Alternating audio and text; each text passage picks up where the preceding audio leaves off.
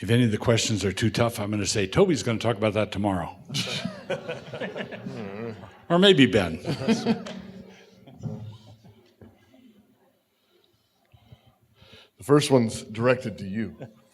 Pastor Wilson, when your kids have grown out of the corporal punishment stage but have fallen into a pattern of bickering with each other or complaining, what would restitution consequences look like there?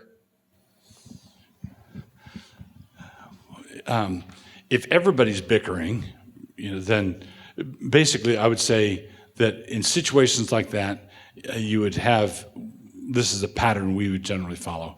You'd have a family meeting, address it in a group way. Hey, everything's gotten a little raggedy. We want everybody to tighten up. We're not going to let things go. We're just going to call you on it right when it starts to happen. Have a family council that way. Then if it starts to happen again and people don't pay attention, then I think it's time to conclude that they've got extra time on their hands, right? Yeah. And what that means is I think that you two need some time working on the dishes together, right? And I want you to sing. While you do the dishes. While you do the dishes. Psalm 47. Loudly. Louder.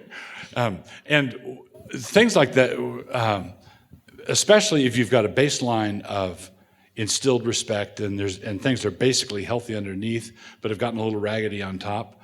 Things like that, discipline like that can be applied in all good humor. But no, I'm serious. You're squabbling, and that's unseemly. You don't get to talk to your sister that way. And I want you to work together on this project or do that thing together.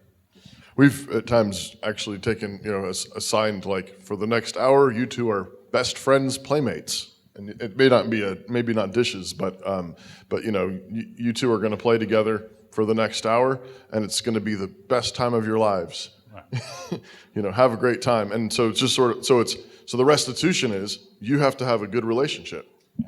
And you touched on this when you were talking about the dad complaining about his boss every night at dinner. I think the parents have to check: are we holding disputes in front of the children that should be being done behind closed doors? Very good. We're bickering on the way to church on Sunday morning, and they're going, So that's what we're supposed to do. That's how we prepare to worship the Lord, is by chewing each other out. So it's that you have to check yourselves. What are we modeling for them? What example are we setting before them? So if the child is 18 and hasn't been trained in the principles, what tactics are best then? Can one call in for air support? So let's say it's a son who's 18, and you think, man, the concrete's already dry, right? Well, the concrete is dry in terms of child rearing and shaping and mold. All that concrete's dry, but you're still their father, and they still look up to you as their father, and your place in their life is still important.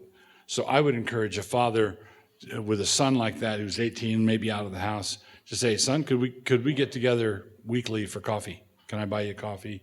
And we just talk. And one of the things I would talk about are the things that I should have done when you were 5, and seek your forgiveness for those things, because I've learned a lot after we became Christians when you were 5, and we didn't learn what we were doing until you were 15, and now you're 18, and so let's talk about it. You're an adult now, so I'd like to talk with you as an adult and talk to you at that level where I tell you where I think we are, and not have it be full of rebuke and scorn.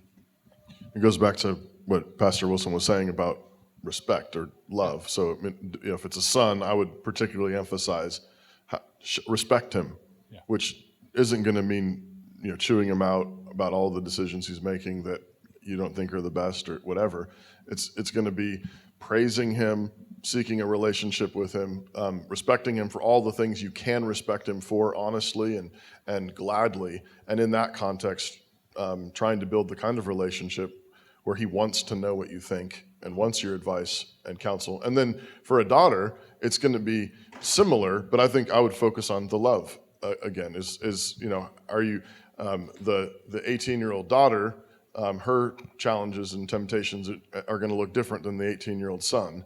And she needs love and frequently hasn't been loved the way she needed to be loved.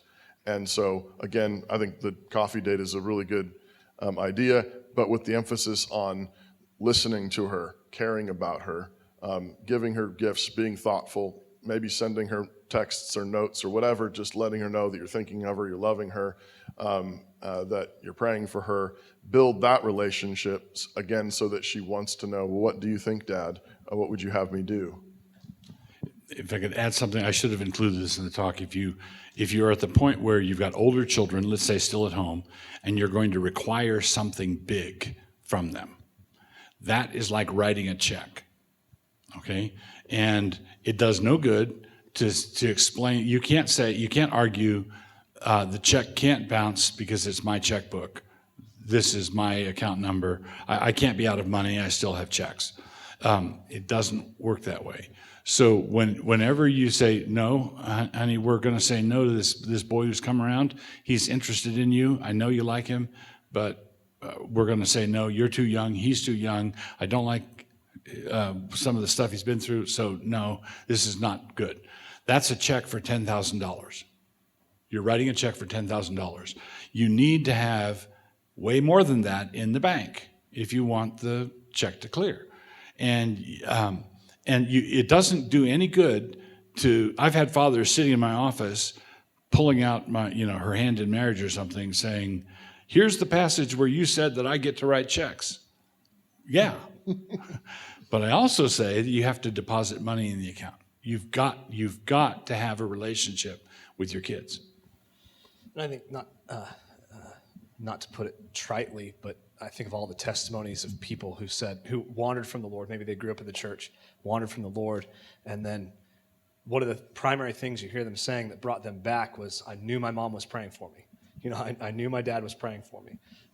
And so, that you invest the time and you make them the coffee dates, the meetups, and you communicate, "We're praying for you, and we're not gonna let you go." And there is power in that. We're Calvinists, after all. We believe that God works in people's lives as we bring our petitions to Him. We have I don't know if this is a son or a daughter, I think, who's almost 13. We stopped spanking several years ago. Instead, we're doing loss of privileges. We recently started spanking again instead because it didn't seem to be working to build a love of the standard. Plus, we thought in an earlier PDG seminar, you were teaching that discipline should be spanking only, so that restoration of fellowship was instant. But now he's acting out and being disciplined even more, while also yearning for respect and freedom and the training wheels off. How do we correct this? In the earlier PDG, I was talking about spanking little ones, that we were talking about little ones at that time. Assume that's the universe of discourse. With little ones, the reason I'm not a big fan of grounding or things like that is because it perpetuates the out of fellowship part. You're in trouble. The punishment is ongoing. It's like you're serving 1 to 3 in the penitentiary. And with little children, you spank them and it's over. And then fellowship can be restored. When you have, I use the illustration of busting out the neighbor's window and paying for it. Well, he might have to be saving up money from his job over the summer. That part is ongoing. But the restoration of fellowship should be as instantaneous as it was with the spanking episode, right? So I don't think it ought to be, you're in trouble, you're in the corner, you're wearing the dunce cap kind of punishment. It should be, and if you revoke privileges, it's an ongoing, every time I want to go play that game or every time I want to listen to that music, I can't because I'm in trouble, right? So it's sort of like a pebble in my shoe out of fellowship with my parents. So I would discourage revocation of privileges unless the sin was an abuse of the privilege itself, right? So you might revoke computer privileges if the computer was being used in ungodly ways. But I wouldn't, if homework is not getting done the way it ought to be done, I wouldn't revoke the computer privileges unless the computer had something to do with it. Right. So basically, I would try to figure out some sort of consequence where it's not a revocation of a privilege, but more an additional duty. Part of the difference too is that when they're young, you don't reason with 4-year-olds. The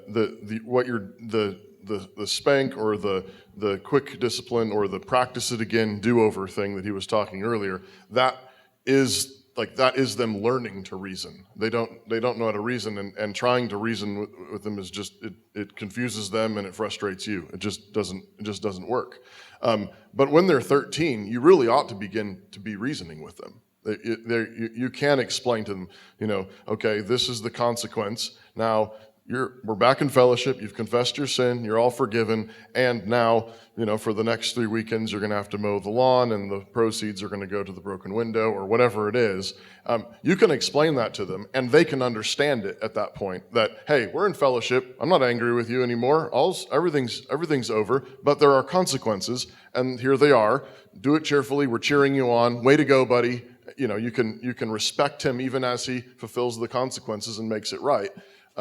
And he's 13, he understands that, whereas the 3 or 4-year-old would have no clue how this thing 2 weeks later is tied to the thing that happened a month ago. The 3 and 4-year-old, remember what the wise man said, never try to teach a pig to whistle. It's a waste of your time and it annoys the pig. Right. I just thought I'd throw that in there. It was good. If men run on diesel and women run on regular, do kids run on 2-stroke? Kids are perpetual energy machines. No. The boys run on respect and girls run on love. But just in immature, a boy is on the high dive at the pool, and he's inviting everybody in 3 counties surrounding to look at me. Look at the brave feat that I'm about to do. He's looking for admiration and respect. And if he's running on fumes, if he's not getting the respect he's going to be angling for it. That's why little boys, if they're not getting what they need from their folks, little boys brag. Little girls flirt. So little boys brag, little girls flirt, and that's because they're angling for the thing that they think is going to fill up the vacuum inside of them. And so what happens is a little girl who's running on fumes, I remember vividly in the back of the car, I was probably first grade. We were driving away from a visit my folks had paid with some friends of theirs, and there was a girl in that household that was a few years older than I was. And we were driving away, and my dad was talking to my mom in the front seat, and so she was 3rd grade or so. And my dad said they're going to have trouble with her with boys as soon as she gets old enough, right? And why? Well, because I'm a stranger to this household, and I sat down, and she was all over my lap. She's hungry for male attention, and she is all over the stranger's lap or the infrequently visiting uncle. She's hungry for that sort of thing. She knows she's a nuisance, which increases her insecurity.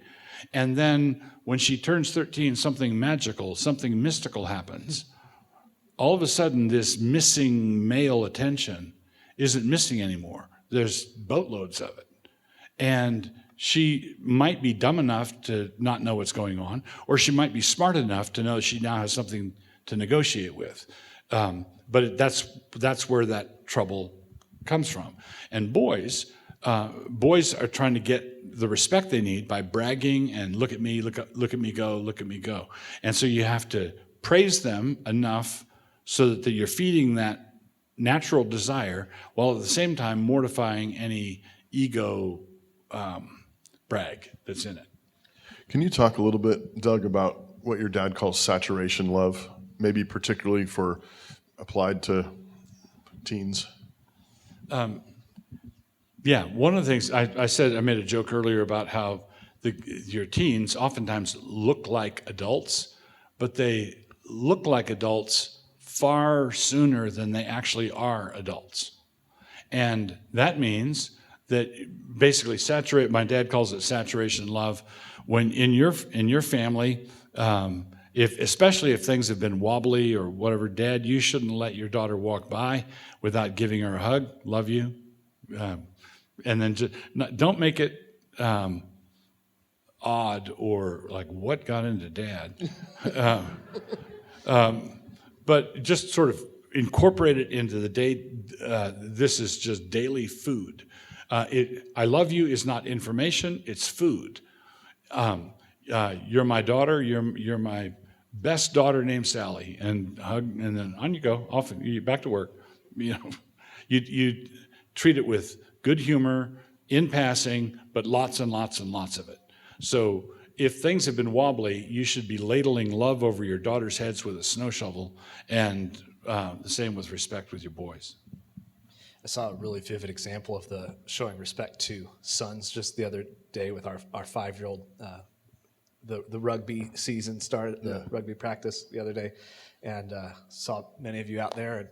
And Edwin made a tackle, and I saw him pop up, and his eyes shot right towards me. It's like this. Yeah. Wanted to see, did Dad see me tackle? Did Dad see that? And I gave him a thumbs up, and he gave me a thumbs up right back. But it's just like that's the fuel they run on at that age. How much more so as they grow and mature. So. Let me share a little, not a dirty secret. It's something you women need to know. A boy, the height of glory for an elementary school boy is to come in off the playground with blood on him somewhere. And for you to say, that's cool. That's an awesome scar. And it's just there's nothing better. When I was doing junior high ministry, one of the activities sort of icebreaker kind of thing is I would just have the boys say, tell us your best battle wound. And the guys would just spend hours practically. You'd have to be, all right, lights out, time for lights out. Because they would just they'd be remembering, oh yeah, this one time, guts were everywhere. But that's exactly it. They want to show the glory. All right, we'll stop there for tonight. We're back here tomorrow morning, 9 a.m., and have a good evening. Thanks for coming out.